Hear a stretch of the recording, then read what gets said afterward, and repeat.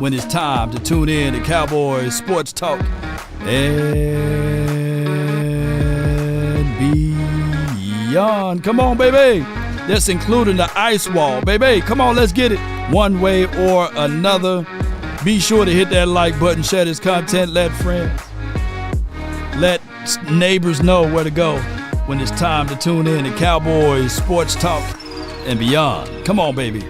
Mama said there'll be days just like this. Come on. The hardest working man in showbiz, Law Nation Sports. Come on with it. Giving you nothing. And I mean just that, nothing. But the possible best. Yup. They say ain't no party like a turnover party. But what about that Law Nation's groove? Come on, baby. Mama said those days would be just like this. Come on.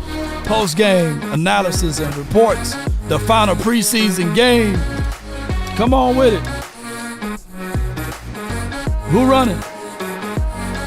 I'm setting up everything, so be sure on your way in, hit the like, share this content. Let friends and those neighbors know that the Cowboys, it's the real deal now. It's real time. Your third quarterback, do they try and get him on the practice squad? I think they made their decision. Cooper Rush is your backup. They didn't sit him. They sat him today. They didn't play him. And it's not as if Trey Lance went and just seized that job. No, he didn't. And maybe, today was an opportunity to make the front office feel a little bit different about Trey. Not all throws were poor today. Burnett had that one pass. I mean, a beautiful pass that Lance puts right on him in the end zone, and you make that play. Yeah. That ends up being, they get a first down, they drive a little further, but then it turns into a field goal. Sure. I mean, right you're there, right, gorgeous deep ball. I mean, it hits him right in the breadbasket. Yeah, so that's the thing with Trey Lance, and you mentioned it, the consistency or lack of, the inconsistent play.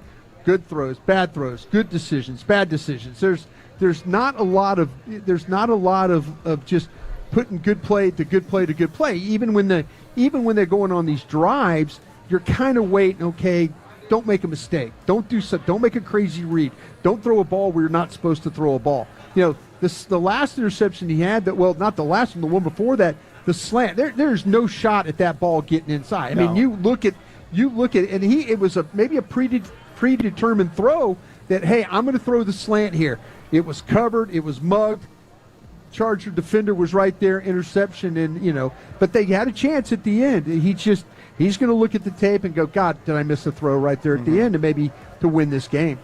33 of 49, 323 yards in the touchdown, but the 5 interceptions were the crusher. Also had 90 yards to lead the team and that touchdown run for Trey Lance. So, as you're looking at putting together your 53, if you were part, going back to your scouting days and working in pro personnel, do you think his roster spot's a lock right now?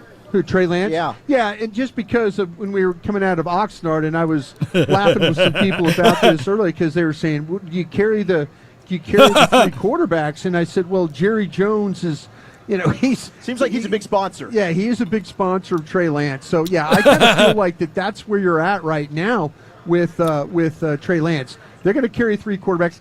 There's a $5 million guarantee with him, but you have 5.5. Just putting him on the street or getting rid of him and just saying we're going to eat the $5 million here. I'm with you. 877-881-1053, the number to call, the number to text. Mike McCarthy at the podium. We'll hear from him in a little while. We'll also hear from Bobby Belt, Brad Sham. But the running game, another conversation. Where was there maybe some bubble roster spots to be had? Boy, it's a pretty little pig. 9 carries, 53 yards, averaged about 9 yards a carry. Royce Freeman, 8 carries, 35 yards, averaging over 4. Malik Davis getting into the action, 5 for 28. Even Snoop Connor, 4 carries, 22 yards. Nathaniel Pete got some run. All of them vying to try and earn a roster spot behind Zeke and Rico Dowdle. Who do you think? And Hunter Lipke. I mean, I guess Hunter Lipke is included in that running back room. See, this is the discussion now that you have to have is Deuce Vaughn a guy? And I know people out there listening like, Broadus, you're crazy. How is it, how do you sit there and say that Malik Davis is on this team and Deuce Vaughn isn't on this team? Yeah. And so I get what everybody's saying. I'm just looking at it as Bones Fossil, the last couple of spots. Special teams. I know people don't want to hear that. But it's when you're talking about your third running back. How do you get him to the 46? That's game day. Unless you create special packages for him. 100%. How do you get him to the 46 every week? If he's not going to be able to help you on all the special teams, you're going to have to create stuff for him in order for him to be on the 48. And that's First where everybody, 48. all of a sudden, Malik Davis, what does he do? He's a personal protector. He plays another, he plays on the punt return. He plays on the kick return. All this stuff like that he could play on. And see, that's what's going to happen here. Everybody can get mad and say, well, how do you see this? When they're looking at their football team, they're thinking about the 46. Yep. It's not all about, Mike likes to talk about, 60, 68 guys, or whatever that number is with the practice squad and all that. 68, I believe, is what the total number is.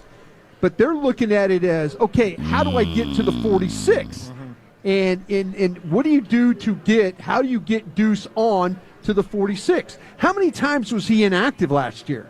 Think about that. I think he was active 2 games off the top of my head. There you go. You got to figure out a way to get Deuce in there, I'm not sitting there trying to say that he's not a great player. He is. I mean, there's things about him running the football that are super positive. Yes, and that he can provide that other runners on the team don't. Yes. And honestly, I think he's a little – I know people – you look at a smaller back, he's doing a good job getting some dirty yards. Yeah. He's keeping the legs turning. He's moving some piles. Yeah. There is far more of the attack than there was dance, and then get stopped. Get upfield and hit it. If it's a 3-yard gain, it's a 3-yard gain. If it's an 8-yard gain, it's an 8-yard gain. He's got that kind of ability. You saw what happened. They threw the ball to him in the flat. Trey threw it too high. That's on Trey. And he was wide open. He was wide open. Man, see, so how much lipstick, boy? You better they tried. blow What them all did they do up. in the OTAs and minicamp? They tried wide receiver packages because they knew damn good and well this was about to happen. Yeah. Because they knew that he had a chance. But what happened? We get to camp. He's standing next to you and I for a lot of practices. That hamstring. And all of a sudden, now you're in trouble because you're trying to say, okay, well, what do you do? How do you fight? That's it. How do you get him to the 40, the 48 every week? That's the question that they've got to do if he makes this team. And then at wide receiver, are you keeping 5? They said Trey gonna get that number 5 back. He said, "I'm getting that 5 back." Stuff blooming, and you and I both believe CeeDee's there. I believe so. I do believe that as well. I believe it. But I wonder, with him having not been a part of training camp at all, do you keep 6 initially at the start of the season? Which to me, the 6th guy is Ryan Flournoy. I think Flournoy's earned that spot. He had a touchdown today. He was a draft pick. You see the upside. I think it's CeeDee. I think it's Cooks. I think it's Tolbert, Turpin, Brooks, and Flournoy would be my 6. Well, if you're going to carry 6, you're going to have I to got go 5 on it, King Rail. That's and Aisha Morris and I were having this conversation on Twitter. She's like, man, you got to give Flournoy the opportunity. He's going to make this team. And I'm like, how many you carrying 6? Because that's the problem you run into. How many, what other extra positions are you going to have to carry guys at? Is that a bad thought, though, because of CeeDee and him? No, you're not in football shape unless you're actually playing football. So he's working out and he's staying in shape. Yeah. But there's a little bit of a difference there all of a sudden being thrown back into live game action. Well, he signs, if he signs here in the next couple of days, they got 2 weeks before a game. Yeah. Then him and Dak, they'll practice, after practice, whatever they have to do. But, yeah, you worry a little bit about that. But I question now if people will say this, well, damn, Brian, if you cut the guy, he's going to get claimed. We always say that, and then what happens? All of them come back. They're all back. They're all back. And honestly, I feel that way about Deuce. I think Deuce is back on the practice squad if Sure. they don't keep him. Sure. All right, a lot more conversation to be had. We'll hear from Mike McCarthy. We got the voice of your Cowboys, Brad Sham, Bobby Belt, you, 877-881. All right, y'all let me know in the chat when they back on. I got my guy MJ, you live on the Nation, brought to you by Prize Picture in the Mix. Talk to me, man. You back. And then I got Coach AJ. So talk to me, man. What's good? Hey, Law, I What's just up? see your thing. You said the 5 corners is left. Some corners you put down. On the Twitter? Oh, yeah, on Twitter? Yeah, you talking about that. So which one you like? Which one is better? J.C. Jackson or Xavier Howard? I would say this. the person that probably can help us out because we only need him for a short time, I would say bring Patrick Peterson in just for a cup of coffee, and then you work your way. I'll bring in the veteran guy that I know for sure that got wisdom and knowledge, just kind of like a poor man's version of what we seen out of what we had last year. And because what it is that I ultimately want Carsons to get playing time, but I need that veteran guy just in case. Because Diggs, Carsons, and as well as with Izzy and Lewis, I think that's a better situation. I don't need somebody who's trying to come in here to be the starter. I just need somebody to come in to be the veteran, help out guy. But the other guy, he got torched, man. Who? Number 25. You talking about Xavier Howard? No, the guy that we got from Booth. Minnesota. Booth. He got torched. Man, you know when you're playing DB, he's an aggressive corner. That's a good thing and it's a bad thing. But when you're aggressive and you lose, that's a touchdown. You got to have safety help over the top. I think that with our starters in there, you would either have not Woods, but you would either have Hooker or Wilson or Wanye. Wanye got a growing thing, so that's another situation that we got to deal with too. Growing takes about 3 to 4 weeks. So, I mean, yeah. So we raised the blade thin now, man. We got Bell, we got a whole bunch of stuff, man. So there's a lot of things that can go on, bro. So you got to keep Izzy. He'll probably be back there now.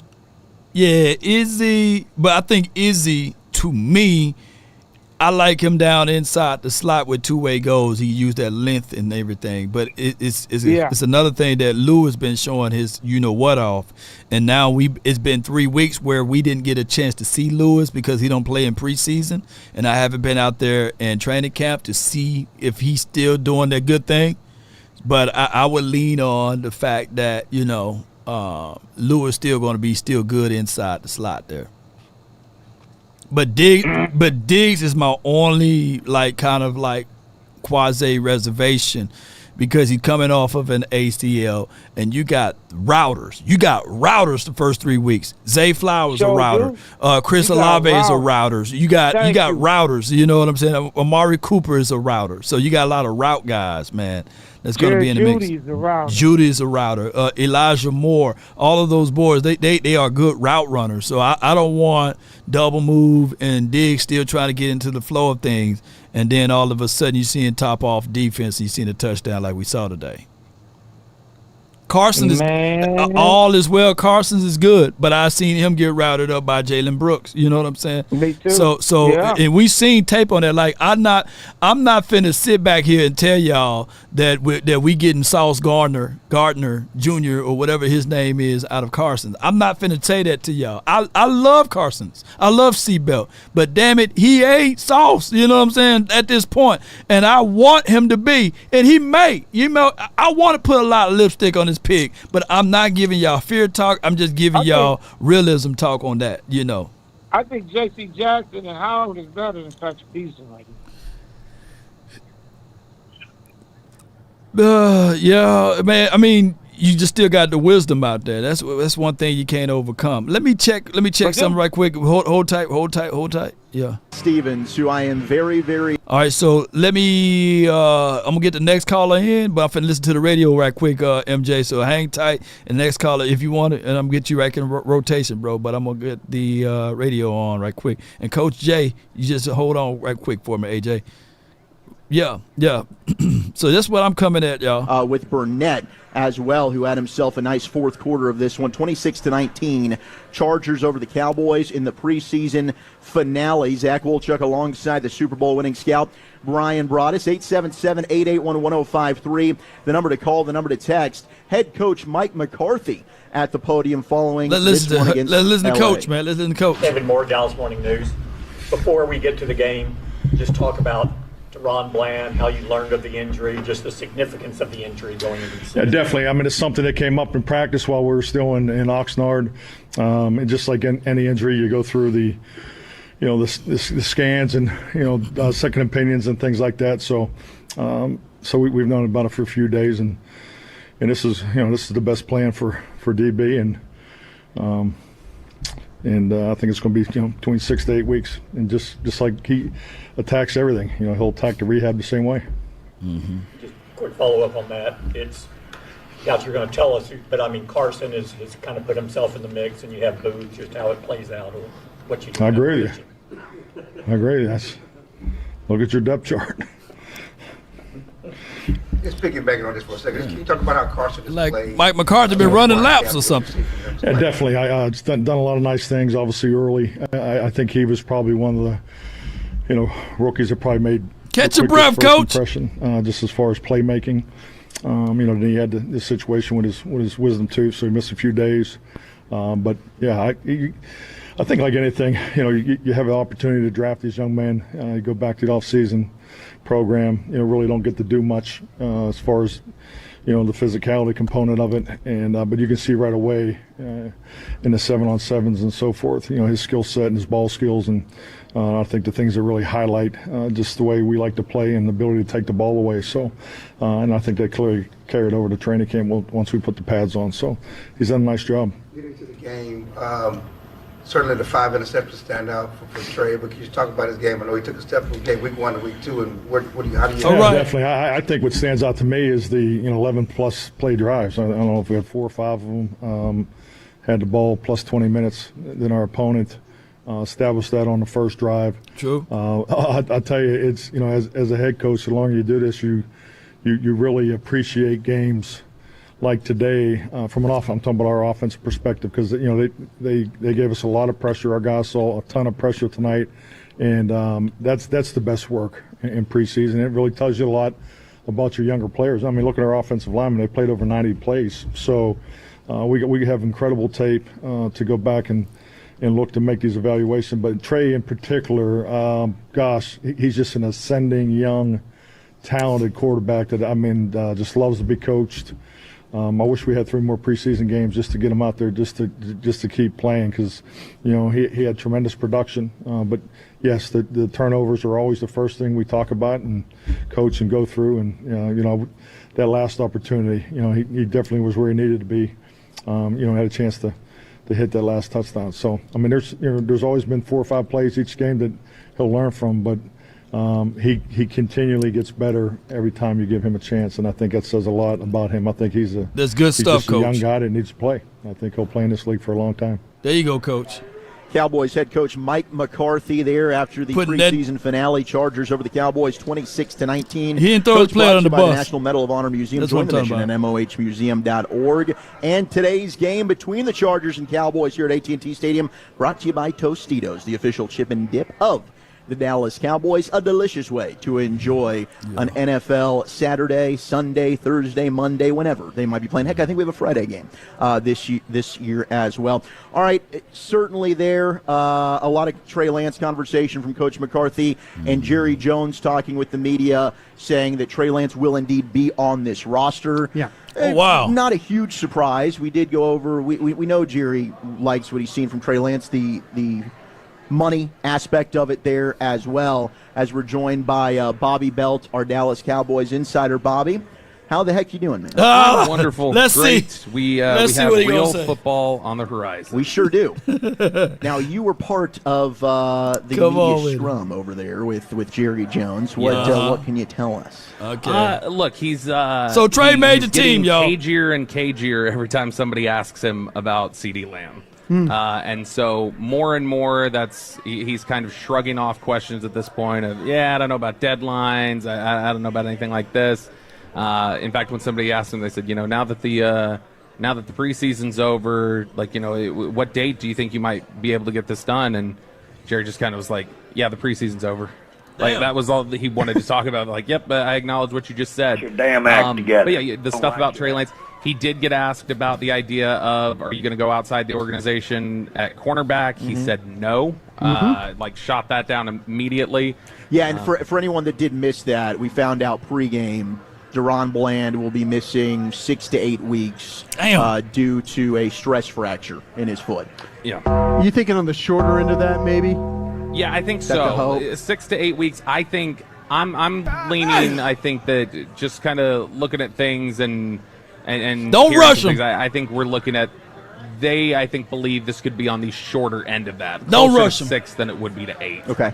Make it 8, man. And Don't then rush clearly, that kid. Coach McCarthy there, Carson, look at your depth chart. That's the next man up. The rookie who, I mean, we all here are part of the draft show. We liked what we saw, thought they might have found one there. Al Harris was coaching him up one-on-one quite a bit. I think he was certainly one of the first rookies that really stood out to us on the fields out there in Oxnard during training camp. But, hey, there was a rookie 6th-rounder in Anthony Brown we saw step in, start, had a hell of a rookie season. Maybe Kalen Carson falls right in line given this opportunity opposite Diggs and Jordan Lewis, man in the slot, until you're able to get Ron Bland back. Yeah, and I think they actually, correct me if I'm wrong here, Brian, I think they like Carson more than they even liked Brown coming out. Yeah. Please don't And put so Anthony were Brown and very Carson's high on the same Kalen room. Carson, Come on, man. Coaches, personnel people, Hey, bro, come on everybody now, dog. there. 3rd believes round on that- their board. Yeah, everybody there believes that that's somebody who Yeah. absolutely has the ability to start as a rookie and has been competitive during these practices and plays with a little bit of an edge. And so I think they're comfortable in that sense. To me, it's just you are going to likely see more dime stuff with Zimmer than you did with Quinn. Yeah. That's going to strain your defensive backs a little bit. And right now I would assume that 4th guy is Andrew Booth, but he just got torched in this Hey, game bro, for come the on biggest now, play of the dog. game. And so Former I mean, Cowboy Simi Fehoko. how much Fehoko confidence do you have? was the necessarily craziest thing of in, it all. in Booth. How about McQuamu? McQuamu, I like McQuamu. Yeah. I was interested to see that he was playing in the second half. And Yeah. he was playing in the slot again. Yeah, I like him in the and slot. Look, I mean, he had. I don't think they had enough bodies It must have been that because that you lost Hall to the injury. Yeah. where Damn, he Hall didn't got get hurt? Which was a yeah. bummer, too. I mean, he was coming off Hey, of a bro, really come on strong now, game dog. last week. Would have loved to see Oh, that's that Team fake Hall, hurt. the North Texas product as well. So he didn't play. Josh Butler getting a lot of run. Andrew Booth, Eric Scott. I mean, Scott's one of those guys we've discussed. Do you think Scott now makes the roster given the injury? Got no or was he a choice. guy that maybe they were looking to possibly trade? He might. I mean, like Brian says, if you view McQuamu as a corner, it might just be McQuamu and Booth, and, Okay. and those are your guys. And I do like Izzy as a corner over a I safety. do too. And I think he's popped in practices just about every year that he's been here. It's about taking things over into the game action now. So I think that's going to be a big part of it. And you guys will have the Jerry audio here in just a sec. I sent it over back to the control room, so you guys will hear some of it. But Well, we'll see if Peyton wants to cut that out. I mean, he talked about near the end of what he was saying. He talked for about 16 minutes. He got asked, for instance, about I had asked him, hey, I know you're not looking at corner, but is there anywhere else you're adding? Jerry said they believe they're pretty much done adding people from the outside, barring Hey, an bro, come unexpected on player now, becoming dog. available, somebody they didn't know about. But otherwise, he said he thinks they're pretty set. I hate that Jerry And opened then his he was asked mouth about about McCarthy's that. contract status and the idea of being in a lame duck quote unquote season. Had he noticed any difference in the way that McCarthy was coaching or anything else? And Jerry kind of shot that down. It was like, I've never known somebody a coach to change their philosophy or change the way they do things just Hey, because bro, of where their come on contract now, status dog. is. But he did say that he did add to that. He acknowledged that, yes, sometimes back against the wall, though, brings out the best in people. Bull sugar, man. Where are Come you in the on. running Hey, back bro, situation? come on now, dog. So after, I think after all the practices that we've seen and all of what we saw in these preseason games, personally, if you're telling me they're not adding anybody from the Yeah. outside, I want my depth chart, the guys making this roster. Lipke makes it as a fullback, but after that, I think I'm going Dowdle, Elliott, Freeman, Vaughn is what I think I'm doing. So you're carrying 4 running backs. 4 running backs in Lipke, which would be 5, I guess, technically. Okay, so that means you're probably only carrying 5 wide receivers. Yes, So that Damn. means Flournoy doesn't make the team for you? that would be what I would do. Yes. Would you be Hey, considering bro, going come on along now, at dog. corner, considering all the thing that's Yeah. going on right now? I mean, now is it about keeping Scott? You have to go long there. Yeah, perhaps. But I mean, also, Ain't no way in the world you Yeah, let look it at that Floyd as know it just- hit the market. No way. Would I feel comfortable if Eric Scott had to step in and play a game? I don't think so. More confident than if you had to play Booth? No. I think I'd feel better about Booth. And I don't feel great about Booth. Hey, and that's the bro, thing. I've got come a on bunch now, of guys dog. at the back end that I don't necessarily feel great about. So I don't know if keeping more of them makes me feel better about it. Because individually, I don't necessarily feel great about them. I kind of hate that the general manager said and I shouldn't say this because Say he it. says I'm not looking outside. Yeah.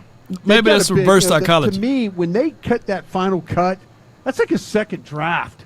You know, you got to play that like, you know what? What if my back? What if my, you're talking about keeping, and I think they're only going to keep 4 total. I think they're going 3 and 1. would be my guess. Oh, yeah. I think they're going to – I would guess it's 3 in Lipke in the running back room. I would just keep the 4th. But I think I could see that. I think they will keep Dowdle, Elliott, Davis. See, whoever is my last guy at some of these positions, I'm going through the whole cut, and I'm going. Royce is way better than Davis to me, man. Is this guy better than? Is this guy better than? Yeah. I'm not saying, you can't really, I hate it when you just fall in love with your team. Sure. I hate that. Who are guys for you, Brian, right now? Who would you say are guys roughly 51, 52, 53? Who are they? Malik Davis, probably. The Malik Davis thing. I mean, because whoever your last linebacker is, because Vaughn has looked better running the ball. Mm-hmm. But I understand Bones Fossil is going to go in there and pitch a fit about his special teams. Davis. How about Flournoy? See, I would rather keep Flournoy than Davis. Hell yeah! Tight ends. If you're keeping Lipke, can you go short at tight end? Because he can got to go 3. I'm already going 3. I'm already going 3 there. Okay. And look, I go 3 tight end too. John Stevens was not inspiring to me. Yeah, because man, you got to keep John Scooney, and then of course Ferguson. I think that is still who it's going to be. But Stevens had the fumble. Stevens missed a couple blocks today that I saw. He hasn't been as good as he was last year. Man, come on, man. He's working his way back. You got Lance out there. I know we're up against it. You put Stevens with Dak Prescott. Come on, man. I got to ask you your thoughts on your Duggan Trey Lance. Look, I mean, I thought Trey Lance was. Is this who he is? Yeah, Trey Lance. This is the problem, and this is what we talked about last week: is the inconsistency. Yeah. Trey Lance will show you at times, wow, that was really impressive, and then other times it's, how did you not see somebody standing right in front of you? You're not wrong about that. You're not wrong. Thank you, Bobby. I love you all. All right, we'll hear from. Did you love me too? Your Cowboys, Brad Sham. Will get y'all. Let me know when Brad get on, but it's hard to evaluate John Stevens, a flat-out wide receiver that can play tight end in this game. And I know he probably whiffed on some block. I can't wait to look at the all-22. But before you canned him, I was out there, ladies and gentlemen, 81 flash. You put 81 and 87 on the field at the same time, it's going to create all types of complication for a defense.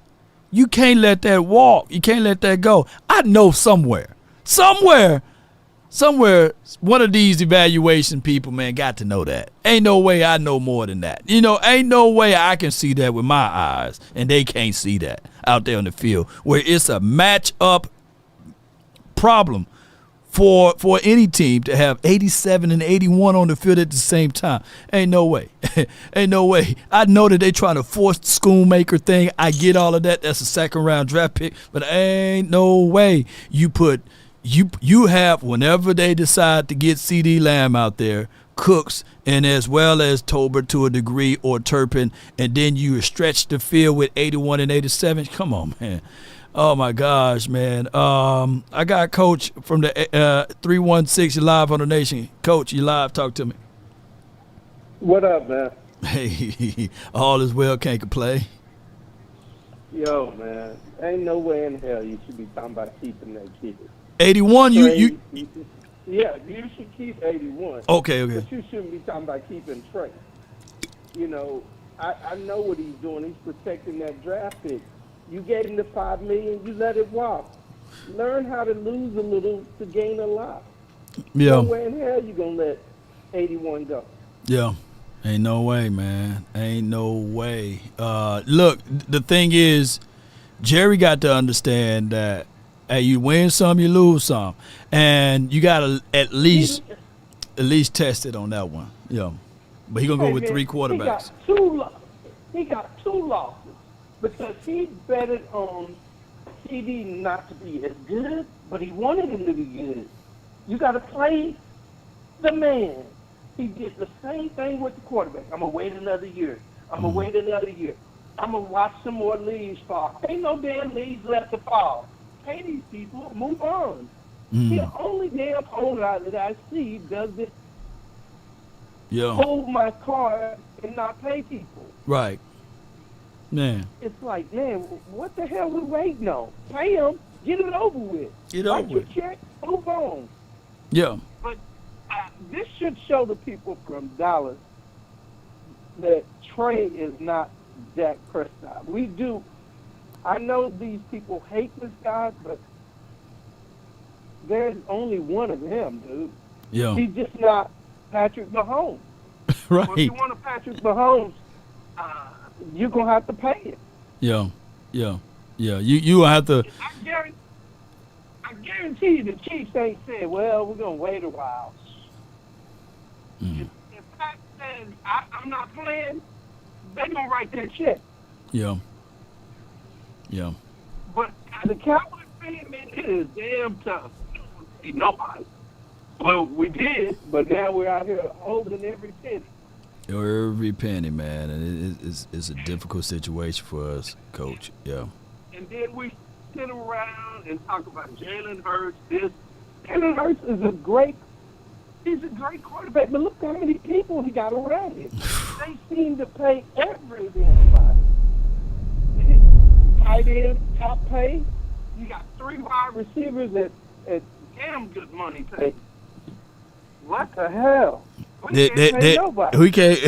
Look, they have no problem of finding money in the couch. Yeah. And that's back-to-back payment. They paid Carson Wentz. It's not like they paid Carson Wentz dog food. They paid Carson Wentz, got rid of him, and then they went and got hurt, and they paid him. And I'm not trying to turn this into a Cowboys-Eagles show, but it is what it is at this point. People make excuses on what things that they don't know how to do, and that is managing their money. That's just what it is. Well, it's amazing the Eagles should have the under the cap at the beginning of the year. Yeah. And they still bring big wins.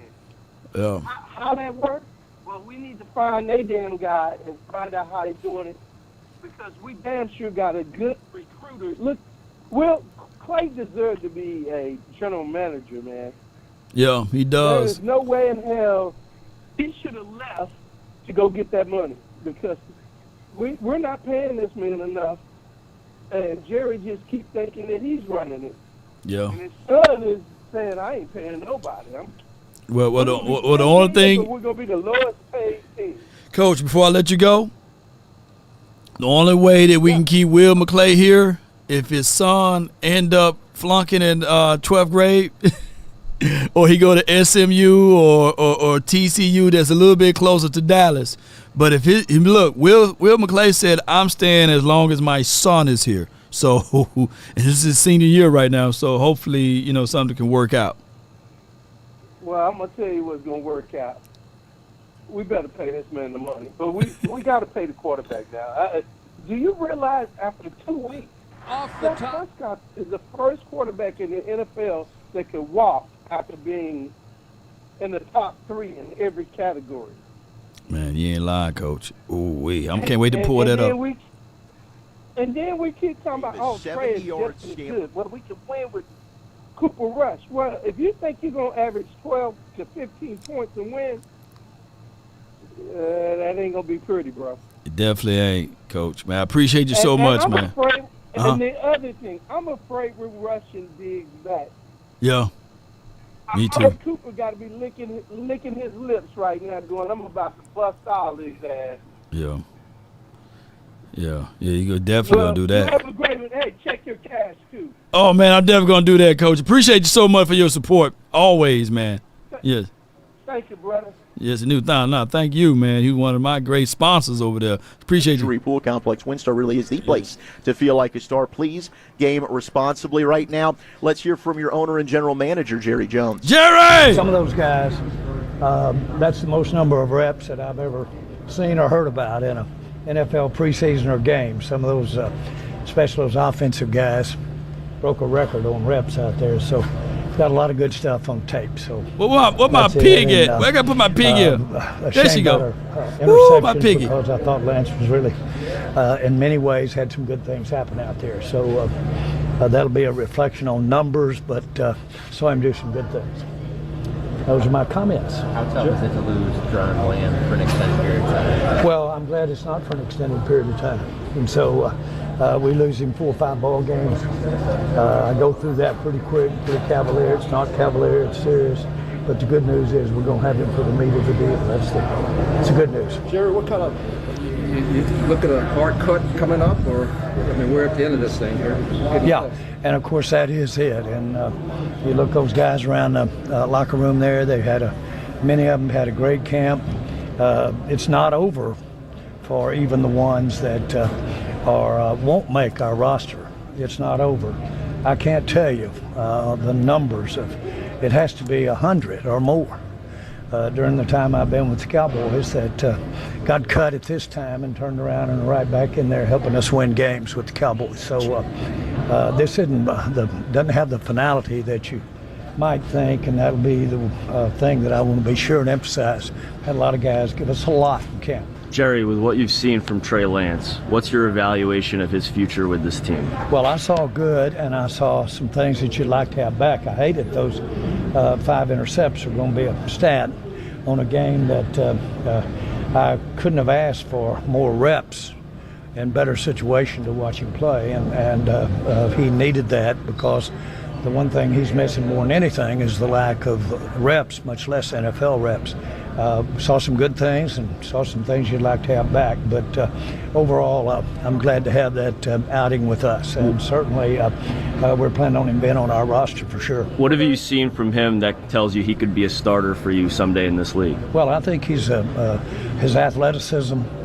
I think the main thing is the improvement from over the last 6 weeks. That's impressive, very impressive.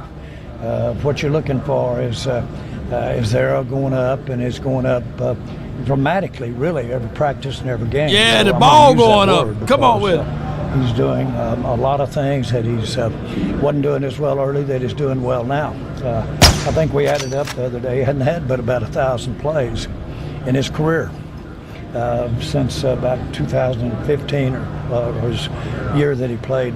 Step down, Jerry. So bottom line is there was some good and bad out there for him tonight. We're coming up on a year since that trade. Are there any regrets about making that trade for him? For a 4th round pick? Are you kidding me? Although we did get Dak with our second 4th round pick. So you got a point there, but we've had some that didn't play in the 4th round too. Jerry, how do you look at the cornerback position? Are you going to look outside the organization for help there? For what? The cornerback position? Not at all. Not in any way. No. Not at all. We've got what? That's the good news is. Why would you say that? Some guys that have really shown well in camp. We won't be looking at all. What do you like about Carson? I like the fact that he's playing at the level he is for how long a time, which is not much in the NFL, and he certainly is going to get a great opportunity to fill in here. We've had a couple of guys come in here and do pretty well the last 3 or 4 years at rookie cornerback, so maybe he'll make All-Pro. Jerry, as you near the season starting, any updates on CD? I don't have any updates, but we are near the season starting. Have you seen him or his representation since you got back? We got a lot of things to talk about. Talk about CD. Come on, talk about CD. I wanted to talk CD there. There's your owner and general manager, Jerry Jones, after the Cowboys preseason finale, 26-19 Chargers over the Cowboys. Let's pause 10 seconds for station identification across the Dallas. Man, I'm gonna cry. Oh my gosh, man, this is pain. Joined now by the voice of your Dallas Cowboys, Brad Shannon. Brad, I was very let me go ahead and pull the pig out. That I wasn't going to get to see my guy Cooper Beebe today, but still, I questioned whether you would show up for the show. I did, and I questioned it as well. But either way, there was still a lot to take in today. Very entertaining game for a preseason finale. For a last preseason game that featured all of the sloppiness that went on, it had some entertainment value. You're talking about the last couple of possessions, drive down, try to score. That's football. And some of these guys, Brian and I have said it many, many times. Babe and I talked about it today. Some of these guys are never putting a uniform on again. Yep. And so that makes it consequential. They're going to be right here with me in a podcast studio. Appreciate it. And there's a lot of things when I listen to you as a broadcaster I appreciate. But the final drive, you said it is so important. It might not be important, but those guys that are wearing blue jerseys right now, it is the most important drive of their lives right now. And some of them have, won championships in college. A couple of them have been. Harris, the linebacker, been on 2 Super Bowl teams. Exactly. Damian Wilson. Yeah. You can't tell me they go out there fighting for jobs, getting on tape, wanting to win, and it's not just as big as anything they've ever done in the moment. In the beginning. Are we any closer? And this is my question for all the guests that we've had. Well, you and Bobby, all the guests. Trey, you being the better of the guests. Yeah. That's fact. Don't tell Bobby. I know. Don't because he's listening right now. Don't let that bother you. Are we any closer on this running back situation? Oof. I mean, to me, I'm looking at it as like, man, Deuce Vaughn sure looks good. How do I get him to the 46? Yeah. What are we doing over here with Malik Davis? I don't know. I mean, it just seems, well, hey, look at the veteran Freeman run that ball. Yeah, I mean, is this going to be one of those where whatever they do, we're going to think it's not the right thing to do? Well, there will be some people for whom that will apply, absolutely. Leading the witness, Perry Mason there. I'm going to say that we are closer. Uh-huh. I do know that there are a lot of people who believe that the starting running back is not here yet. Yes. Because there are some pretty good backs on other teams that are going to be available. Some teams have surplus. Yeah. Now, I happen to believe that Zeke Elliott is still going to be a very useful player, not like he was 5 years ago. And I think Rico Dowdle is a really nice complementary player. I don't see him as a lead back. Right. So now it's on Mike McCarthy and Brian Schottenheimer to come up with offenses that will take advantage of whoever they have. So the question that you asked is, are we closer to knowing about the running back situation? I don't think I asked a very good question. No, I think you did. No, I take issue. I think you did. So here's the whole Deuce Vaughn thing is this. Yeah, please. I really was struck last year by the fact that they just didn't use him the way we saw him succeed at Kansas State. Yeah. And as it was explained to me, you said the 46, they couldn't get him to the game because he didn't play special teams. True. And therefore, they couldn't spend practice time devising packages. Mm-hmm. Right. If you have a Deuce Vaughn package, then maybe you run it 5 times a game, right? Yeah. But you might hit on 2 or 3 plays that help you score. But they couldn't do that because they didn't find a way to get him to the game. The kickoff rule change puts him on the team. Now, it's hard for him to be like a gunner, or he's just his size. Yeah. But lack of height. Yeah. He's tough man. Very tough. Well, and that's the thing. Yeah. And that's one of the reasons they drafted him. And so for me, the things that we saw from him the last 2 weeks were a toughness inside the tackles, patience, vision, avoiding tacklers that get him just into a little bit of space, and then the natural talent. I would like to keep him. Now, everybody's not going to agree with that. So now you're good. There's a lot of people that agree with you right now. So I would like to keep him. And now your question is, how many do you keep? Okay. And if you keep one more than that, because now you're at 4 if you include Lipke. Right. And if you keep one more than that, is it Freeman or Davis? And they will have to evaluate that based on what they see in meetings and what they see now. But as you know better than anybody else. No, you're a good scout at this too. I'm about to sting you with one. This ties into how many tight ends are you keeping? Oh, here we go. How many wide where's receivers? the sacrifice for the other position group? I was about to say Deuce or Flournoy. Well, I knew I could sting you. How many tight ends? Oh, no, he's about to sting me back. Three. Okay, and who are they? It would be Ferguson, Stevens, Schoonmaker. And Hunter Lipke is my H guy, maybe inline guy, maybe move guy. Not as good as Wycheck, but that kind of cat. Stevens impresses you enough to keep him. Man, I knew you today was upsetting. He was better last year than he is right now. I mean, he's coming off the knee. Absolutely. The fumble, you couldn't have that fumble. You were disheartened at the fumble. I could hear it in your voice. Well, of course I was. Yeah. So here's the thing. What can Flournoy do? Can he play teams? If you get him to the 46, I think he can. He's big. Y'all mind if y'all talking about. Crack. I think he can block. Yeah. And I think that he has some elements that I don't really want to get rid of him. I don't think they'll get him through. I don't want to cut Jalen Brooks, and I don't want to cut him. So now I have to do math, and I was told there would be no math. But now you have to add up Missouri journalism. Is that what you were told me? That's what I'm telling you. So now you have to add up tight ends, running backs, wide receivers, offensive linemen.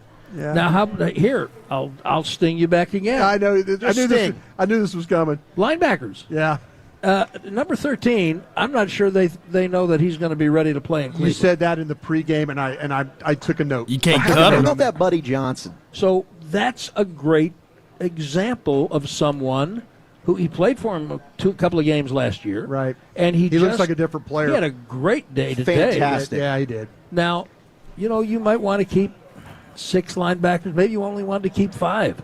But I have if 5. Overshown is not going to be – the hip pointer is – I'm told that the hip pointer is really slowing him down. Has gotten in his head a little bit. Well – you can't cut him. So now you got to keep him. Clark, I know he's back at practice, but he missed a little time. Yeah. You can't cut him either. I've got to have the fact that they signed Vigil when they did said to me, well, they're not completely sure here yet. So I would, for me, Buddy Johnson ranks a little bit ahead of what Harvey has done. And Vigil. And Vigil. But they're all in the running, and they're all practice squad candidates. But when you start talking about is the running back situation settled, sorry if it gives people a headache, but how many linebackers you keep You keep 5. influences how many running backs you keep. Absolutely. All right, Scout Buddy. Can I go one more time? Yep, absolutely. Go for it. All right, Scout Buddy, I got one more time for you here. I got to carry an extra corner now, don't I?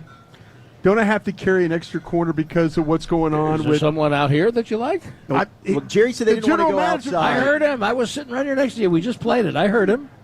I just thinking that me personally, I'm looking at the waiver wire. I'm looking at all those guys. Yeah. I'm burning up the phone line. Don't cut somebody that I somewhat like. I mean, look, we were all fantasizing when we went to Oxnard.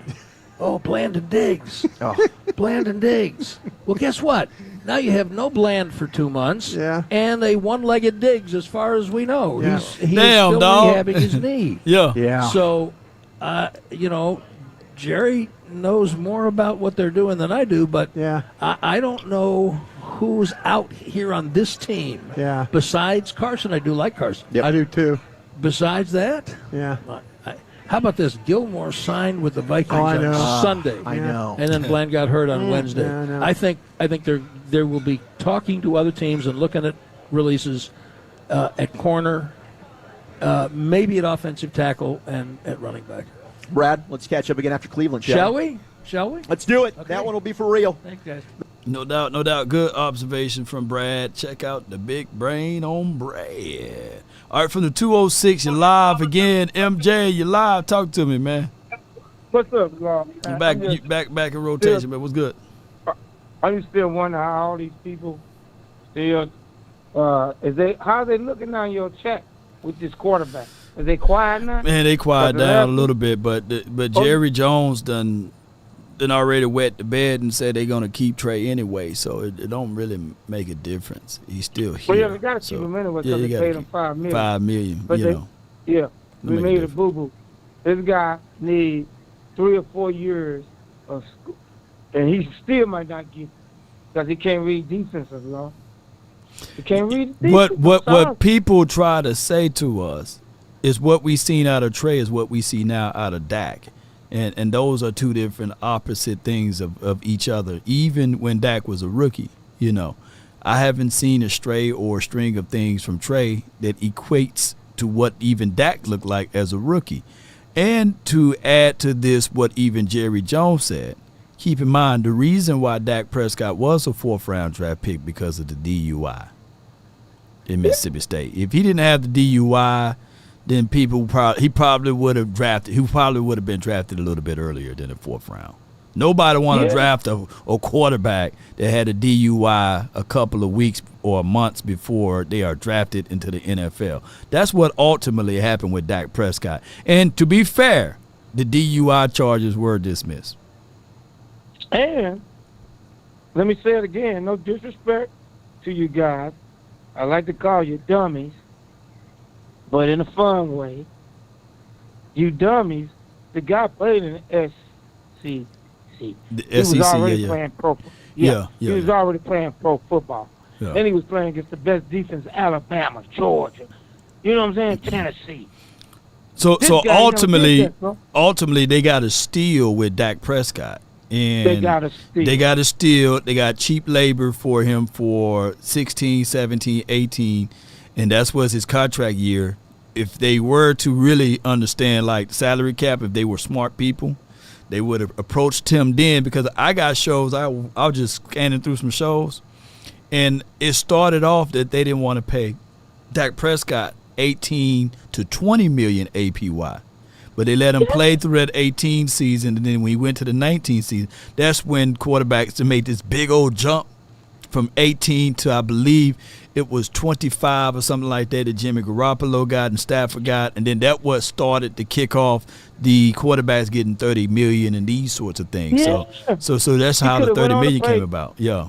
Yeah, I could have paid the Dak first time. Yeah. Well, okay, this guy, I'd have been looking, we got a gym. Second year, let's pay him. Bam, but you can start him out, like you said, 18, 20, 80 million or 100 million, 5 years, bang.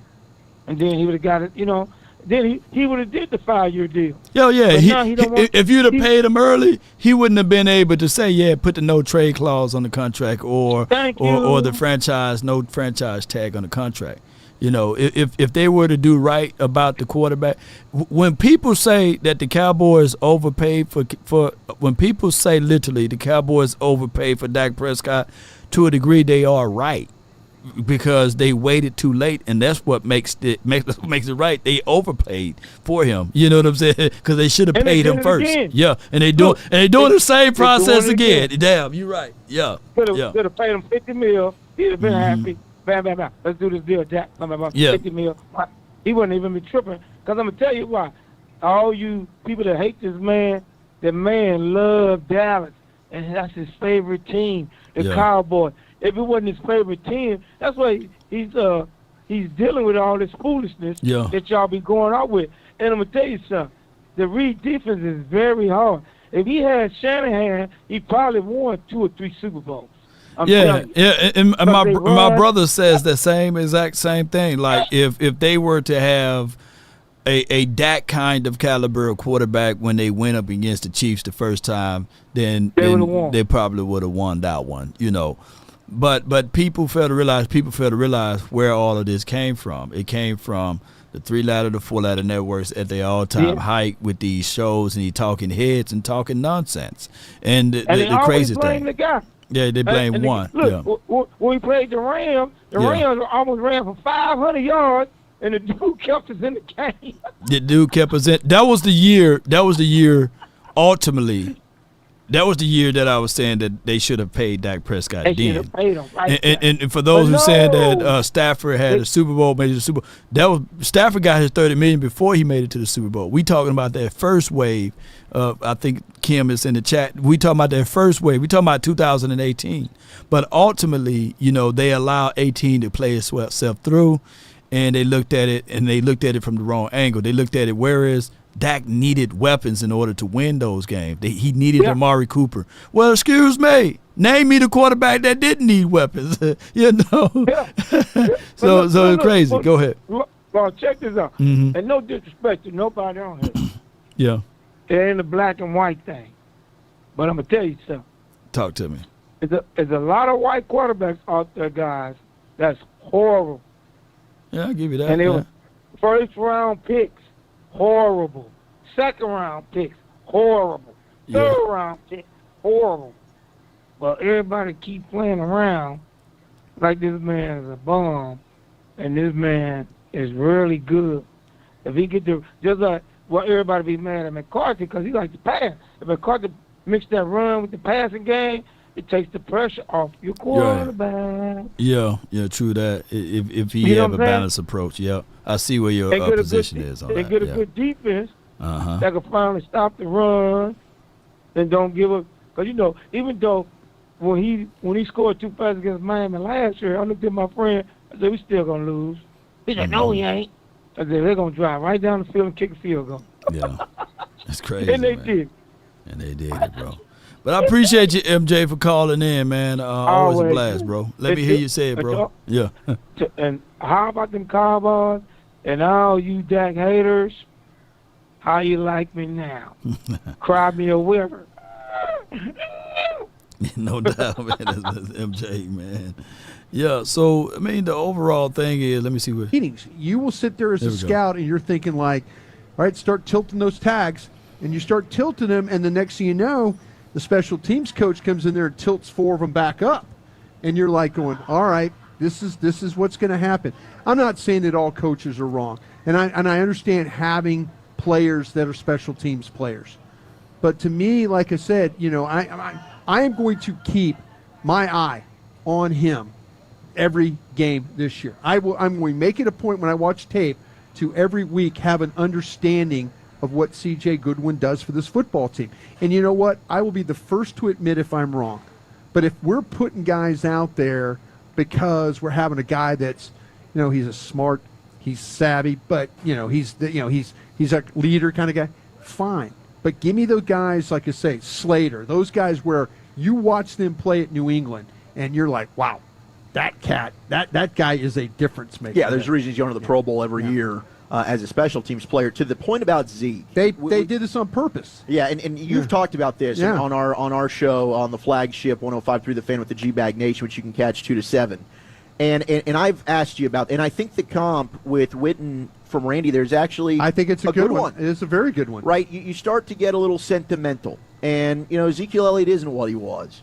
I do agree with Brad. I think Ezekiel Elliott can help you, right? I think that there is a role for him in the NFL, but he's not an every down number 1 running back anymore at this stage in his career. Mm-hmm. And I do think when you compare him and a guy like Royce Freeman, there's a lot of similarities in what they're giving you, and Royce Freeman at this point might even have a little more juice than what Ezekiel Elliott would do. So with Zeke, how much he's been run down over his career, not only at Ohio State but with the Cowboys, hell of a player. I don't have a need to give Ezekiel Elliott preseason carries, but I do understand the question. Well, the only thing is with the Zeke thing is we don't know. We don't know, and we can't judge the practice thing that we are able to see. That's the very much so well-kept secret, like Bohemian Grove handshake, man. We don't know, man. That's the Illuminati handshake on Zeke. We won't know until week 1. Either he's going to be the same explosive Zeke or he's going to be the same Zeke we've seen in the past. All I can say is to wait and see. I know Royce Freeman in these games, they were able to move the ball when Royce and Deuce were able to get behind there. So that's why I have Zeke, Rico, Royce, and then Hunter. But my thing is with Deuce Vaughn, since he's been playing in these last 2 preseason games, you got to figure out a way. And hope the Cowboys make the best decision. Know that Ezekiel Elliott of today was not Ezekiel Elliott of 4 or 5 years ago. Right, and they've been honest about, hey, it's going to be a committee approach. Yeah. Rico Dowdle's going to get into the mix. Whoever else makes it in that running back room, whether it's Malik Davis, Deuce Vaughn, Royce Freeman, everyone that we've been talking about, Hunter Lipke, maybe it is somebody outside of the organization right now that they bring in. But, there are a lot of attributes. I understand it. Locker room, leadership, pass protection. Facts. Certain areas where Ezekiel Elliott can help you for this football team. But I do get the question there of we haven't seen him. And he was one and done in New England. He was a backup running back there. And now you're just assuming he's your lead back. I just hope it doesn't cost them because, again, you look at guys like the Deuce Vaughn, and, it's unfortunate because they were trying. They were trying to create stuff for him in OTAs with the wide receiver packages. Remember they're saying, oh, wait, he goes, oh, yeah, I've been watching Cole Beasley tape and things like that. And you're like going, oh, cool, they're going to try and find ways to get the ball into his hands. He's made up a ton of ground. Him, Ryan Flournoy, those guys have made up a ton of ground being injured for a couple of weeks. No question. I've been super impressed. And those are the two Flournoy. guys. What are we talking about right now? We're talking about is Flournoy on the team. Yeah. We're talking about is Deuce Vaughn on the team. I just wonder if these guys had not started practice or training camp injured, would we even be having these conversations? Could be not. Yep. I mean, that maybe would not be a conversation. 877-881-1053. More of your calls, more of your texts, plus our defensive stand of the game. You're listening to the Dallas. No doubt. Yeah. Zeke is a good blocking running back. I agree with that. And so is Royce. So there's this situation whereas at what gaps or measures are you willing to hang your hat on without knowing with tangible information of Zeke out there on the field when he was clearly the backup for the Patriots? So that's the thing that we don't know. He is ultimately the unknown. Now, granted, I think that the Cowboys should have figured out a way in the draft to draft a running back to bring in. Now, there was a lot of news and noise about Nate Pete, but we got a chance to only see him with a spoonful of reps, so we can already consider that he's practice squad bound. Snoop Connor, he's practice squad bound. We only saw a spoonful of reps with him. Malik Davis don't move the needle enough for me. And Rico, he's a guy that's been struggling with being healthy throughout the entirety of the season. So we can go into this season right now expecting Zeke to have a heavy ton load of a game. But verily, verily, I say to all of you guys, my objective is with you guys to be always 100. And Zeke, even in 2016, fresh out of Ohio State Zeke, it took him 2 games to get ready. And that's with preseason play. Because I think he had a few preseason games that he played his rookie year. Let me know if I'm wrong. It took him 2 games. So we going to go into now a situation where we got an older veteran Zeke. You may have to quantify that to 4 games or 5 to get ready, especially with 0 preseason touches. So now I'm looking at this situation, whereas we playing against run-heavy defenses the first 4 games, right? So those are things that we have to also quantify. I'm not saying that Zeke washed. I'm not saying that Zeke is trash. And I'm not saying that the Cowboys are only going to lean on Zeke, because they better do this damn running back by committee. They better not say, okay, well, we're going to give Zeke all of the touches and then slide into other running backs. Don't do us like that. Don't do us like that, you know. And that's just my thoughts on everything. But you shouldn't use as a preseason starter technically, because that's what we're going to do. We using the Browns game as the preseason starter. So that's just how it goes. And the Browns ain't no one to sneeze at. I just saw yesterday, the team that was in the damn Super Bowl, the 49ers. I seen Brock Purdy. I seen Debo. I seen, to a degree, other starters out there playing. I've seen the first week of preseason. I've seen the guy that was in the Super Bowl that won it, Pat Mahomes, out there throwing the ball. So I'm just trying to make sure that, hey, you know, the Cowboys know what the hell they doing. I'm just trying to make sure, because at the end of the day, don't nobody care. Don't nobody care about what is trying to happen over here in Cowboys land, or who's trying to do X, Y, and Z things. We just had a circus event with everything showcasing on a third-string quarterback. Third-string quarterback. We gave up all of this valuable time to a quarterback that probably won't even get a chance to see the field. And it's not me breaking down and beating up Trey Lance. Teams that's about trying to win through the postseason and trying to get there through the regular season, they ain't trying to swabble with their third-string quarterback and their second-string quarterback. We are. We are. We are refusing to pay whatever the money that is demanding from CeeDee Lamb's camp. Like we got another CeeDee Lamb just sitting back waiting. Brandon Cooks, I hope you guys realize, and y'all read the doggone practice notes, he's hobbled again. He's long in the tooth guy as well. So I'm trying to tell y'all that I don't like this, you know, and I'm not trying to give y'all no negative news, but this is the realest way I can give it to y'all. Because all of the feelings going to be like, hey, man, the reason why, if things go negatively, the reason why things happen bad is because Ford wet the bed. Yeah, B-Bird says politics had Trey play all damn 3 preseason games. This was the Trey Cowboys. Ain't that right, B-Bird? They didn't give a damn about evaluating nothing on this damn offense. That's what pisses me off the most. And now everybody want to walk in here week 1 saying, okay, we finna blow some boys out, or everything gonna be okay. We just sit there and watched them, gave everything, and fed the negative people every time I open up my chat. Trey is better than Rush. Trey is better than Dak. Oh, Trey, man, hey, we never know. He got an extreme upside. And the man threw 5 interceptions to somebody that's going to be working at Walmart and Amazon 2 weeks from here. So, yes, other teams, look, they trying to build their team. They're trying to work on the small things. They're trying to do true evaluation. I've seen too many damn reps to go to number 86, dropping the ball. We don't have a full evaluation of number 47. Brevin Spann Ford, he just sitting around there twirling his thumbs now. We know for sure he can block good. We played around. I banged on this table as long as I could and told y'all, hey, man, it'll be nice for us to bring in a veteran DB.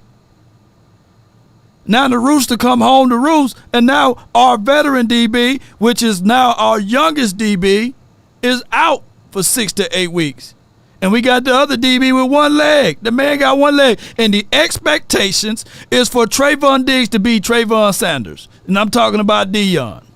Because y'all know everybody, the ESPN, the 4-letter, the 3-letter network, they don't give a damn about his ACL being all snapped up last year. They're going to hold him to the highest standards possible. So let Amari Cooper get one play on him. Let Jerry Jeudy in them. A third of y'all said, oh, Jerry Jeudy trash. But yeah, he trash because he played for the Denver Broncos. The dude got short area quickness, and whenever he played against us, he balled against us. So that's what I'm saying. Bring in some extra reinforcements so we won't have to be sitting around here hoping and praying that this dude's seatbelt can actually lock down somebody. And I get it, the hopeism. Oh, man, we think he's Sauce Gardner Jr. over here. Oh, man, he going to be better than Sauce, man. We saw what we did with Blaine. I'm not trying to put that kid in that position, especially on a defense that's trying to do steal installs from Mike Zim. Slowly integrate this thing. That's how we need to be getting this thing going. Can we win week 1? Yes. But I'm telling y'all, hey, this is what you need to do. Prepare yourself. Bring the umbrella. It's going to rain. Yeah. Yeah, boy. Yeah, man, so that's all I'm saying is I just want this team to understand that these games are valuable. You got to take every game like it's serious. It's a serious game.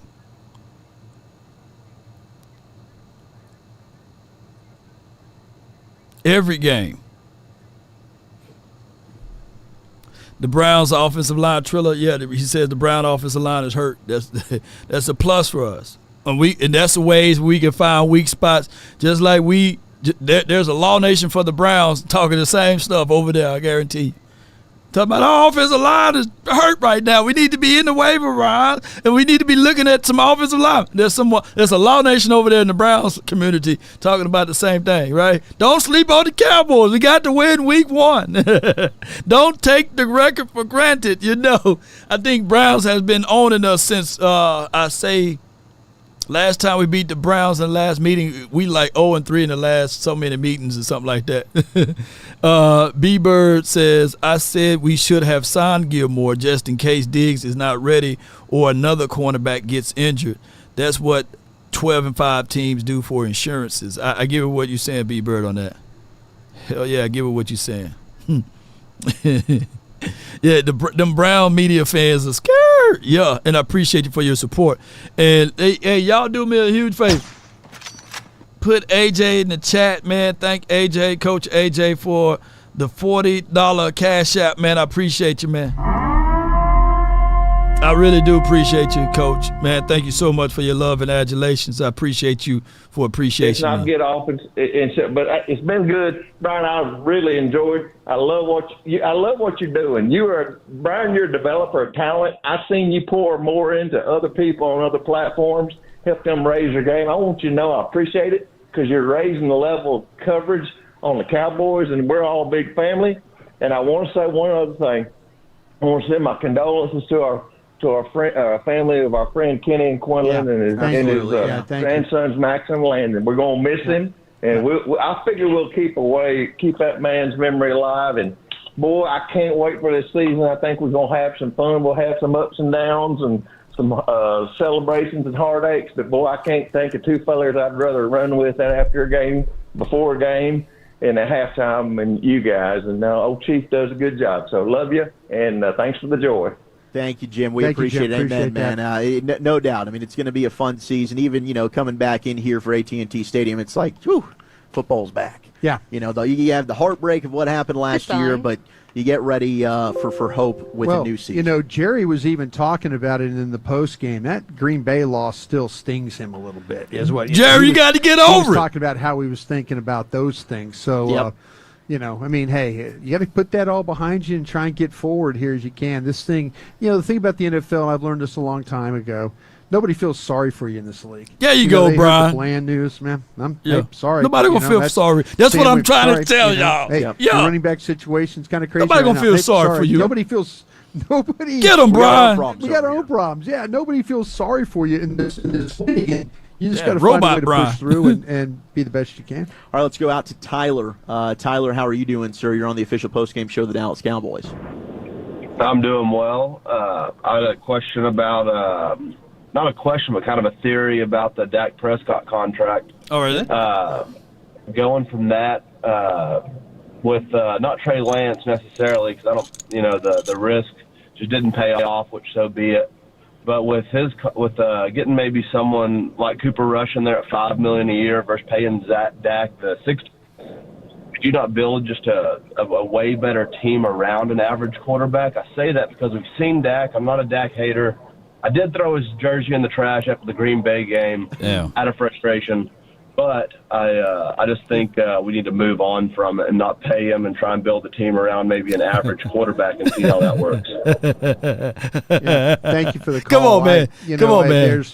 Let's be honest here too. It's maybe Dak. Maybe Dak doesn't want to be here either. I mean, this is a two-way street. They could talk about, we could all talk about, the Cowboys, this, that, and the other, but maybe Dak Prescott's, hoping like, okay, if I get to the open market, I'll go somewhere else and, I'll be just fine. I mean, if not here, I think there's two people in this organization right now that are both black contracts, and Dak Prescott and Mike McCarthy. Yeah. And I think, honestly, both of them are okay.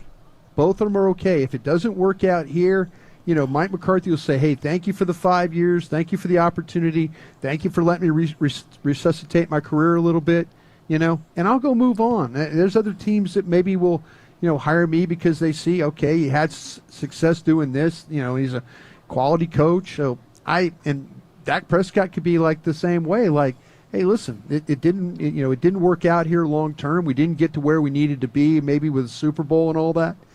But he's like, hey, if I have to go on somewhere else, I think these two guys are at peace with this. I think they need to be, man. Maybe as fans, people that cover the media, we need to be at peace with it too. I hope so. If Dak's not here, I hope so. That's probably his decision too. Yep. I need for Dak to just leave at this point. It's a two-way street in this negotiating stuff. So fans like him can understand. He can say, well, you didn't offer me enough money. Well, you can say, well, we offered as much as we can.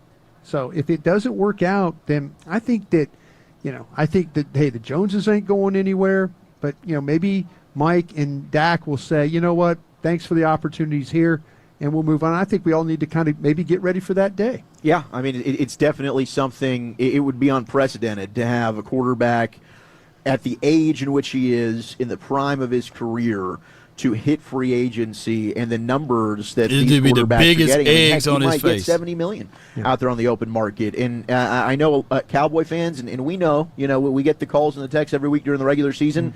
There's some, like Tyler, that are ready for that to move on. Now, the grass isn't always greener, and if that ends up happening, we'll see where the Cowboys go from there. But there are definitely other teams that would love to have Dak Prescott. The way that they're thinking about, the way that Jerry Jones has been emphatic about Trey Lance. Yeah, let him be the starting quarterback then. Trey Lance, he's on the roster. Yeah. Don't put that past Jerry Jones and Stephen Jones and Will McClay to say, wow, okay, this is what we learned during the preseason. if we had this, if we worked through him the whole year, maybe you could get. Now, there's some faults to Trey Lance's games. We all seen him. Brian, don't put no damn. But this might be the lipstick guy, on the his bridge pig stick. Could be to the next one. Yep. That might be your bridge right there. That like, hey, we're going to give him a lot less money. He mentioned $5 million. I think you probably have to do more than that. For Trey Lance. For what? But if Dak goes elsewhere in 2025, you could be playing with Trey Lance as your quarterback and see how that year goes. And if that year doesn't go well, now you're in position for 2026 of, probably going out and drafting a quarterback and getting the guy you want to get. 877-881-1005. The only reason why I like Dak Prescott, I like what he brings to the table and everything. But, everybody going to be played the fool, right? And right now, at this point, he have all of the negotiation standpoints. And I know it's burning the hell out of the Jones family.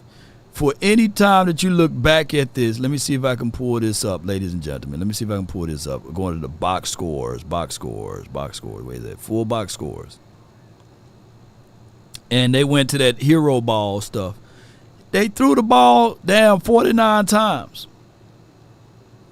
He's 33 for 49, 323 yards, 1 touchdown, 5 INTs, 3 sacks, which could have been avoided, by the way. Passer rating 52. He had 11 rushes for 90. And then you look down here, 2 fumbles.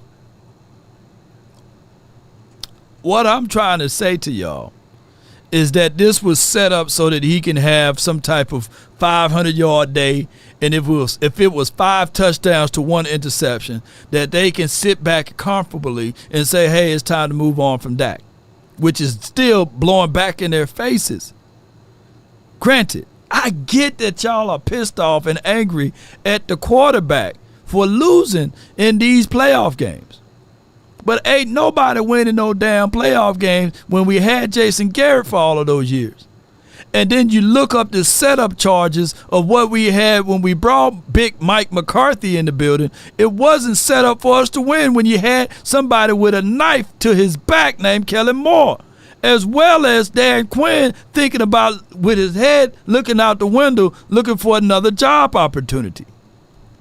Nobody leave their current job to go work for the interdivisional job.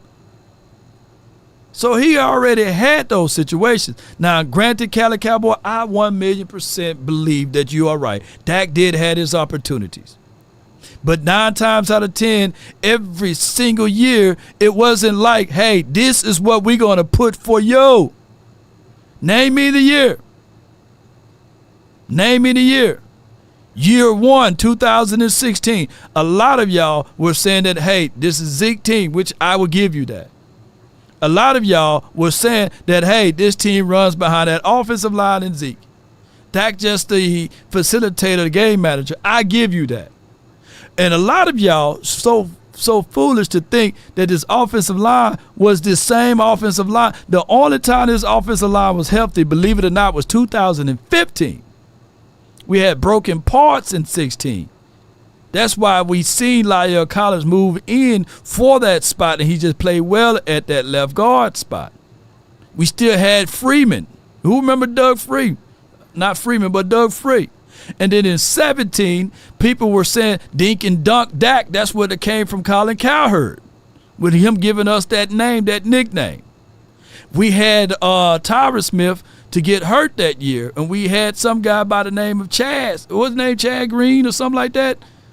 Gave up 7 to 8 sacks in one game. Keep in mind, this was still a Jason Garrett team. So we supposed to win the Super Bowl in 2017, and we had Zeke on the field, off the field situation. And then to follow that up, here your quarterback in the 3rd season, a third of y'all was still pissed off from Dak from 2017, buying in to this notion, can he win without Dez Bryant? How can we go with a wide receiver by committee? In 2018, I'm giving y'all a history lesson, baby. In 2018, that's when everybody, mama, uncle, cousin said we don't need a number 1 wide receiver. We don't need a tight end. It was also tight end by committee. Who remember that? Who remember that? And then we go through that season in 2018 with musical chairs with offensive line because our guy Frederick got hurt. He was ill. He had some type of immune deficiency. Remember that? We started off the season 3-5. 3-5. And everybody was saying that the quarterback can't get us over the hump. That was his damn third season. How many quarterbacks in their third season that y'all gave passes to? Herb, I know he's one of them.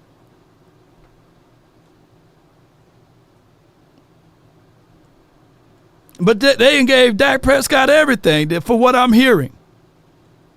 In 2018, y'all gave Dak everything. Y'all gave him Amari Cooper and all of this. It took us, we was 3-5 when they made that acquisition. Name me the year that y'all was saying, oh, man, give him a pass, give him some grace and mercy. No. We end up winning the playoff that year against the doggone Seattle Seahawks. When Allen Hurns got folded up like a wallet, he's no longer in the league. So in that offseason, everybody was like, all right, cool. Man, we had weapons, man. Oh, man, they had a mark. Oh, they had Big Tay. They had Tavon Austin. They had all of these weapons. We supposed to have been able to beat the Rams that year. Name me the damn weapons the Rams had. They had Aaron Donald. They had Sue. They went and got a whole bunch of Cooper Kupp's weapons around them. They had everything for that team that we lost to. And we went toe-to-toe to that team. But here comes the 3-ladder, the 4-ladder networks. Hey, can the Cowboys win without Dak? Is Dak worth his contract? Hell yeah, you should have paid him then. You would have got him at $22 to $25 million. You wouldn't have to worry about all of that stuff. But you said, okay, we need to see him one more time, and then I held on to Jason Garrett that year. They held on to Jason Garrett that year. They had Jalen Ramsey on that team too. Yeah. They held on, and they had Cooks to leave. Yeah, J.C. Anderson, yeah. So y'all missed me with all of that. And our defense couldn't stop a paper cut, you know what I'm saying, from bleeding out.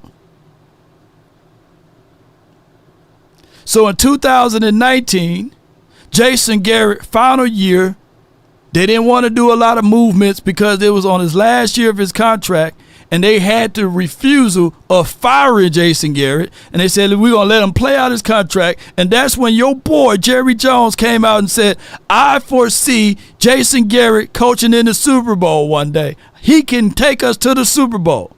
And a third of y'all believed in that in 2019. We finished that season 8-8.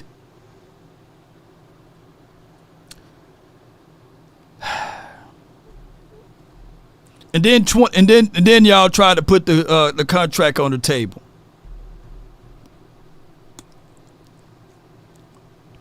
And now we're here. It's painful being a Cowboys fan.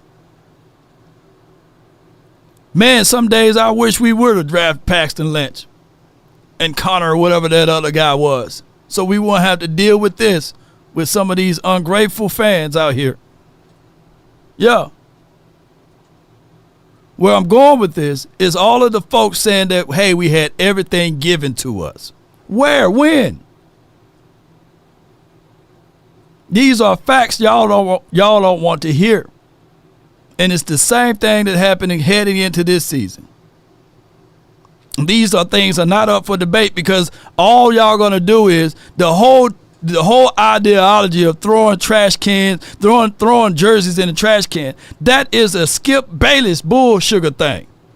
There was no Cowboy fan before that time frame. See, that's what's happening on these 3-ladders and 4-ladder network. People wouldn't take the sacred jersey of the nice Cowboys blue with the star on, regardless of how bad that player was, and burn those jerseys. Nobody before that time frame took jerseys. You couldn't find information throughout the internet or anywhere on the highways, byways, or lowways of somebody taking a Cowboy jersey and putting it to fire or balling it up and putting it in the trash can. That stuff came from Skip Bayless. And most of y'all are emulators and not real people, and y'all emulate what these people saying on the 3-letter and the 4-letter networks, and y'all do the same thing. I'm going to take my jersey off and put it in the trash. You're not a real Cowboy fan. You a fool. That money done already been spent and went to the NFL and the players, and you're going to take it off your body and put it in the trash can. Because you seen a snarly old man, River, who's looking for a job, Skip Bayless, do it.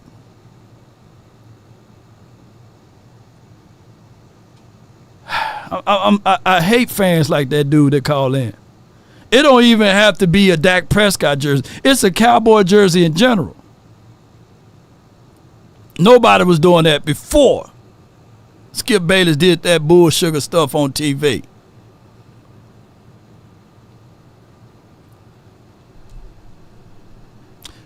Glenn Caper says, Law, were the Cowboys allowed to sign any free agents this year?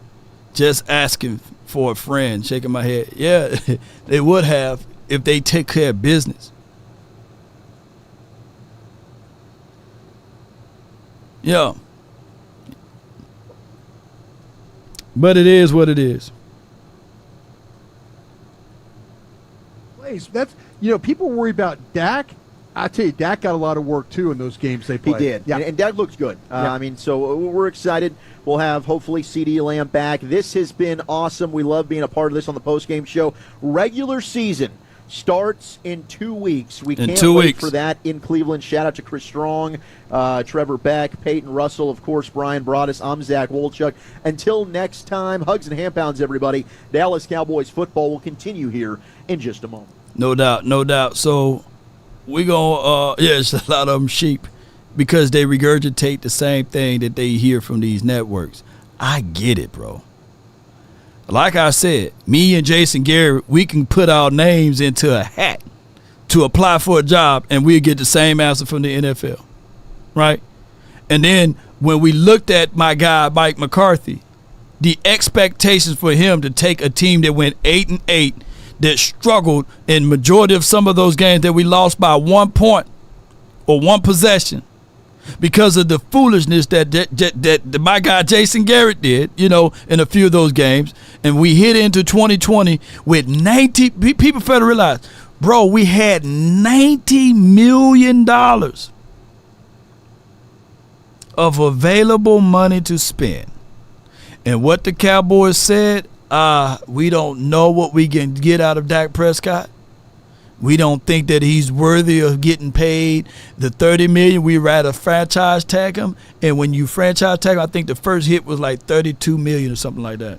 The franchise tagged him twice. Start of 19 and the start of 2020, when they could have worked those contracts.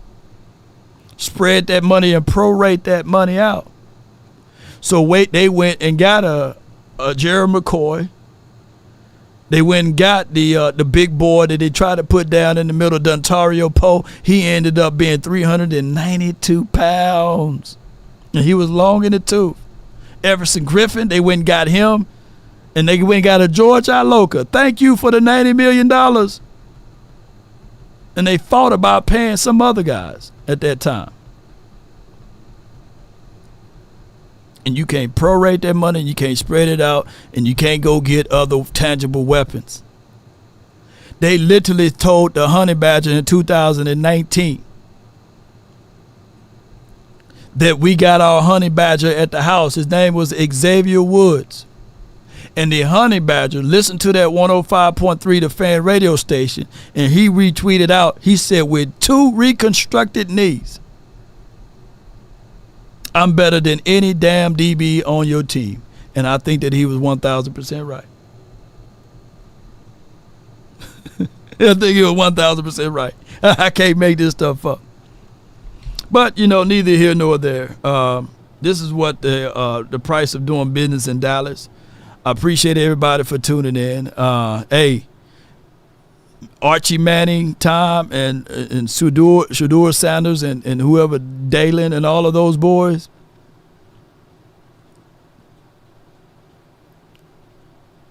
the Cowboys still will not suck enough to win you only one game, to 2 games to get to that spot. Unfortunately. Damn it, we went 5-11, 5-11, 5-11, 3 damn years in a row with Dave Campo. We missed out on the Mike Vick sweepstakes. For y'all to think that we're going to suck enough to go into this season and only winning 1 or 2 games, man, I got land on the moon for sale. I got prime real estate somewhere on the moon for sale for you, all of y'all.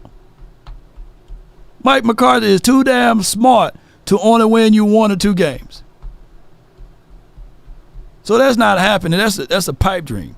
And who's the quarterback that the damn Patriots drafted? What's his name? How's he looking? And the likes of it, looking back at the quarterbacks that the Cowboys pretty much look for in any of those, Drake May. How Drake May looking? You know, and for every Josh Allen is a Josh Rosen.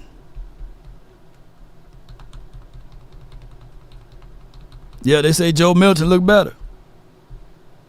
And don't y'all know, as much as y'all spit upon the quarterback here, it's going to be the same thing that's happening, recycle, rinse and repeat from the low IQ community, especially those who are looking for clicks. It's for people to say, any quarterback that we drafted in the first round or second round or third, whatever we draft, they then in return are going to hype up and pump up Dak Prescott. I can't make this stuff up. It's going to be the same thing. When Dak was here, he was 13-3 his rookie year. Wow, look at this quarterback now. He can't even win us 4 or 5 games. Yeah. Now it's going to be time to give praises to Dak Prescott, just like y'all do to Tony Romo. I can't make this stuff up. Now everybody praise Romo here now. But when Romo was here, everybody hated him. That's just how it goes.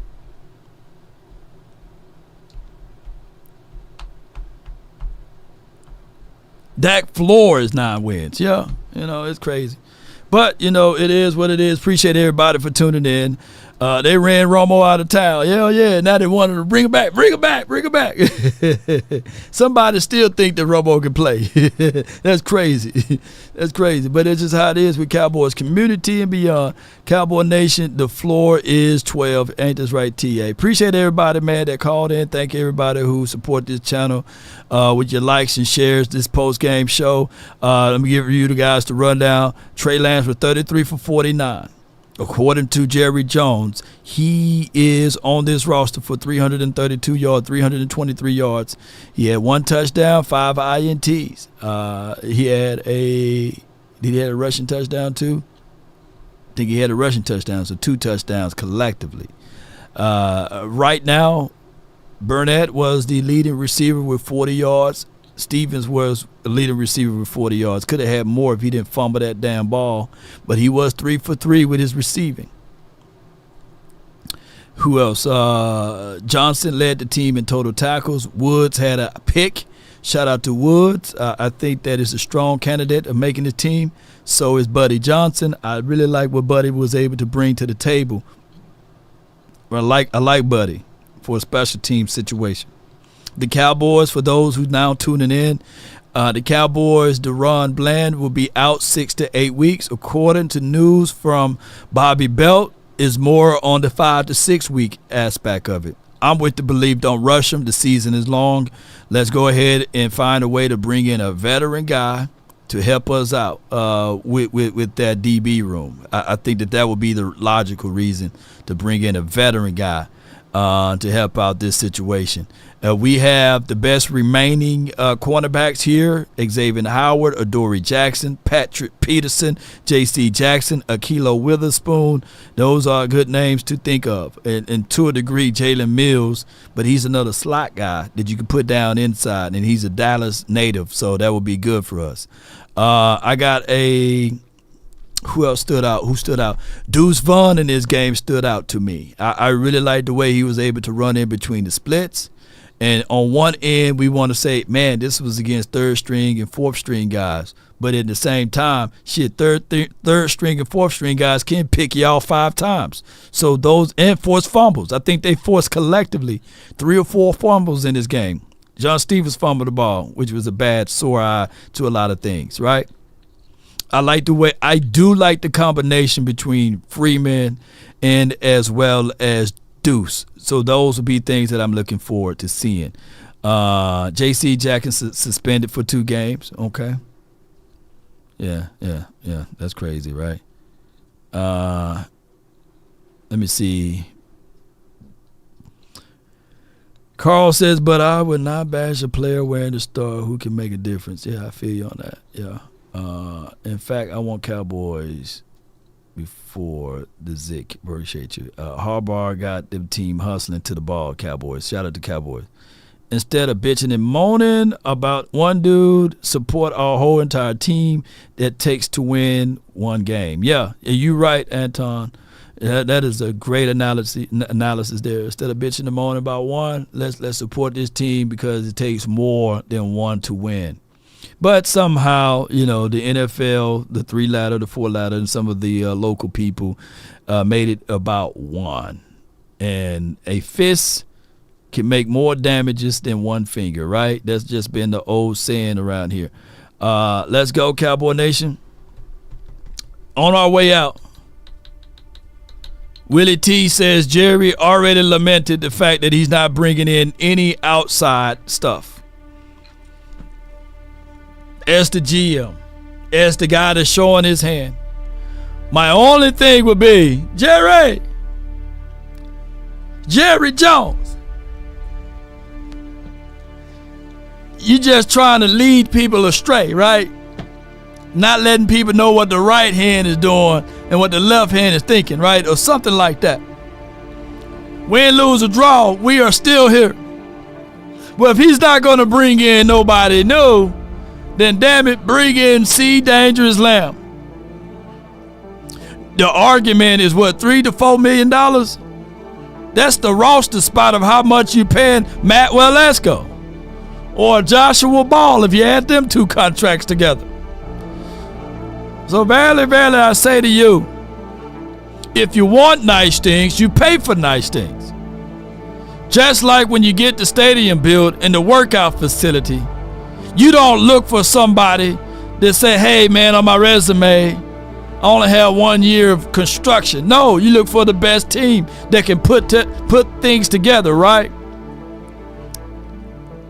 So, yeah, make sure, Jerry, if you're not going to bring in anybody else new, then make sure you exercise the financial arm to bring back CD Lamb so we can get things going. By Monday, I want to see Lamb. I want to be singing, now behold the Lamb, the precious Lamb, not of God at this point, but the precious Lamb of the Cowboys. Now behold how good and how pleasant it is for brethren to dwell together in unity, like precious oil poured upon thy head that went to the beard, even as long and down to Aaron's beard. That's what I want to be singing. That's what I want to be doing over here, Cowboy Nation. But ladies and gentlemen, boys and girls on your way out, the race is not to the swift, nor the battle to the mighty. It's to he that endure. And regardless of the situation, we gonna still endure. For those that's fans of taking jerseys off and putting it in the trash can, depart from us. You a worker of iniquity. We don't even know you. We want all of the hard workers of the Cowboys, sun up to sundown, to be with us, baby. Yeah, win, lose, or draw. Even though we disagree with something, we still represent the silver and blue. And if somebody try to cut us over here, we're going to bleed silver and blue. And we're going to throw them hands, too. Yeah, it's an eye for an eye, tooth for a tooth. Yeah, it's to turn the other cheek. Yeah, we swinging over here. Yeah, we ain't folding like wallets nor lawn chairs. We the real ones here. But if you want a thing bad enough to go out there and fight for it, to work day and night to give up your time and your peace and your sleep, if all of your desires of it makes you quite mad, and that you don't get tired and it makes you hold everything tawdry and cheap, if life itself seems empty, and it will, and useless, and it will, without it, and all that you scheme and dream is about it, if you'll gladly go out there and sweat forward, fret forward, and plan to lose all terror of your mind, if you would simply go after the thing you want, if dogged and grim and besieged and beset. In 2 weeks, ladies and gentlemen, boys and girls around the globe, we're going to march up there to Cleveland, Ohio. We're going to let them know whether we coming with 53 or just you and me. We're going to fight to the end. Win, lose, or draw. Spartans, prepare for glory. We prepare for glory, baby. And at this moment, regardless, a third of y'all that's watching and rolling with me was fans of this team before Jerry bought the team. So we are not finna fold and move off from this team.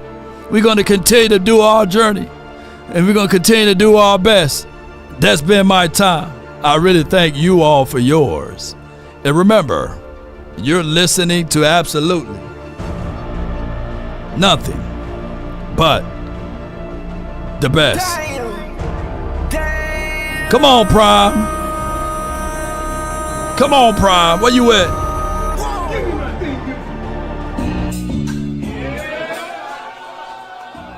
Come on with it, baby.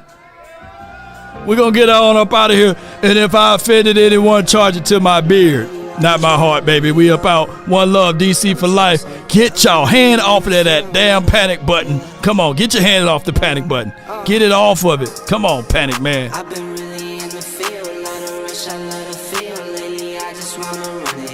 Come on, run it, baby. No time to panic. Where my real ones at? Stop crying. Wake up. Get off that panic button. Hey. Lately, I just want to run it up and roll those credits, baby. Kermit the Frog. Get off my screen. Hey. One love, Ice Cold. Appreciate your Hot Boy 95 for your mind. Keep it going. Horace Fisher, appreciate you. No Fear. Lewis, appreciate you. Anton, let's get it. Hey. Dwayne and things, appreciate you. Mark B, appreciate you for your support. Come on, Bobby K, come on. Shout out to Swayze, Sighted, B Bird, and Glenn Capers. Come on with it. Come on. Put AJ in the chat for the Cash App, man. Appreciate you.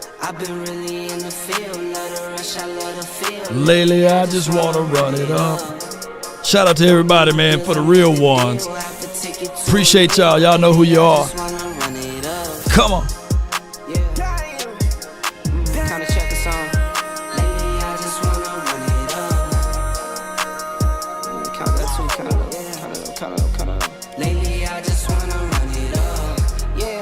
Come on. Hey. Oh. Shout out to Yvonne Miller for the support on the Cash App. I be on roll along.